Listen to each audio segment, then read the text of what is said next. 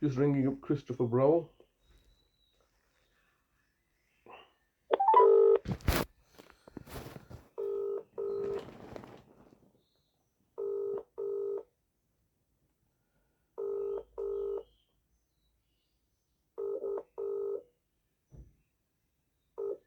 This is the Vodafone voicemail service for 07769247196. Please leave a message after the tone. When you finish recording, please hang up or press the hash key for more options. Oh, hello, Mr. Browell. It's Mr. Hussein here. Once again, leaving yourself a daily message regarding my brother, Mr. Talib Hussein. Today is Friday, the 6th of October, 2023, and the time is around about midday. And once again, I'm leaving yourself a message to find out what's happening or regard any updates or whereabouts or any information regarding my brother, because now it's been 60 days. It's been 60 days since we have no idea where my brother is. He's clearly been kidnapped by yourselves, human trafficked to a situation which is in your best interest, which is not in my brother's best interest. Me and my sister are alarmed, as his family members and nearest relatives and next of kin are alarmed and distressed that you're refusing to simply engage with us. You're clearly getting these messages, which are no doubt being passed on to the legal team and the council itself, the true decision makers, and yet we're at this limbo stage where we have absolutely no idea where our brother is. We have no idea what kind of conditions he's in. We have no idea what kind of legal framework you're working under in order to have him abducted like this. You simply cannot say in his best interest, when the reality is that it is all in your own best interest, of own financial best interest. Clearly there's malevolence and fraud taking place here, as you the local authority, having stated that you are now his financial deputies, being fully made aware of the ongoing court proceedings which you, the local authority, are effectively spearheading and fronting the housing association with. You've known since I've told you in the last year that there's court proceedings looking to evict both me and my brother and make us homeless. So you've been aware of this. You, the local authority, have not acted as interveners in these proceedings by Manningham Housing Association, because you don't need to become interveners because of the fact that you're already involved in buying off the services of the judges and the courts in order to railroad through an outcome. So you've been aware of the fact that my brother was potentially facing homelessness as a result of the orders looking to be secured by District Judge Wilcox, who the local authority have made as judge for the specific purposes of a quid pro quo arrangement where the case was supposed to be finalized on the 30th of November last year. You had failed to become interveners then, but had still had an undue influence over those proceedings where you had looked to get a mental capacity assessment carried out. The very same mental capacity assessment that you had failed to have concluded with in February of the same year, 2022. You wanted now the Manningham Housing Association to pay for a mental capacity assessment that you needed to have carried out for the court of protection in the deputyship application. And so this is a whole convoluted state of affairs.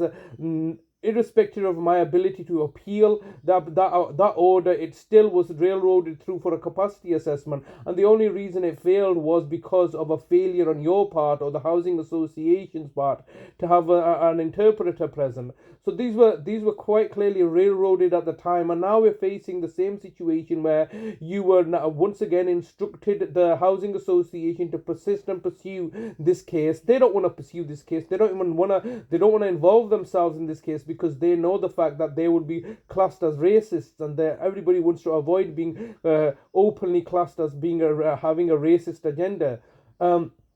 And then in April, May time, you commissioned the services of District Judge Mitchell now in order to get this capacity assessment, and realizing that the capacity assessment was not going to be forthcoming after failing to secure a penal notice.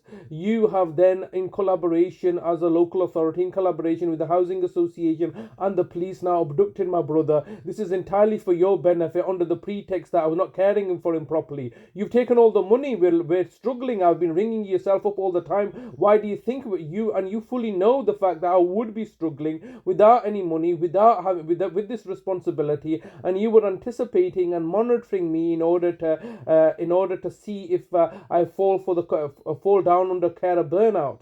I didn't fall under care of burnout, just the house became very dilapidated, and you've used that as a pretext, but you didn't know this at the time of my arrest. You had simply come down and we were in the garden and you arrested us from the garden, so it's a very pertinent point there.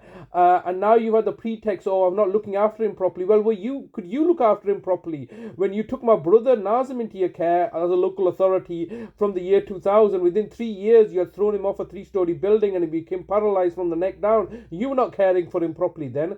Within 334 days of you removing me and taking care of my mother, she ended up dying. You didn't take care of her properly. What happened last time, 5 years ago, when you had abducted my brother Talib into the mental man hospital and he was in urine-soaked clothes? You didn't look after him properly. No, this is just a fraud. This is just a affront to justice. You're buying off the housing association. You're buying off the courts. You're buying off the judges. Also, you can get your forced narrative through. And what's your forced narrative? That you're benevolent and you're acting in the best interest of my brother? No. What has actually happened is that in the statement given to me at the police station, they informed me that you got over 120... 15 seconds recording time remaining.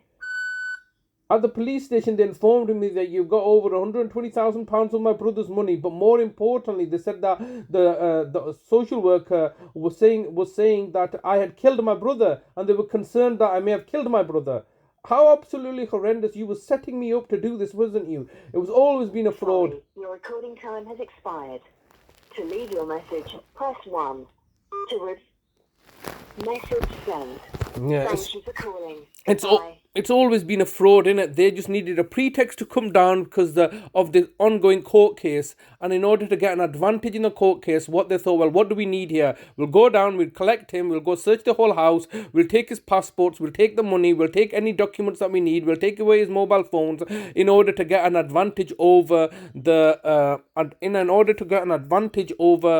in this court case, because they are so desperate now to ensure that I'm kicked out of this house and that I'm made homeless once again, and that they are going to keep my brother in their care and custody and restrict my communication and contact and not give me any framework, because they've got now possession is 9/10 of the law, and they've abducted my brother and are holding him at custody and are refusing to give me with any information. This is simply unlawful. The state can't just simply come down one day and just abduct somebody without clearly explaining what rights they've taken him away from me and in this expensive care home, and then just refuse to engage with me. It's just absolutely horrendous and ridiculous. But it's all diabolically fiendish of them. But what can one do? They've got power and control, and I've got nothing, no power and control, and I live in fear of my life, because if they can do this to my brother, and if they've murdered my previous family members, they would go quite happily and easily murder. Look,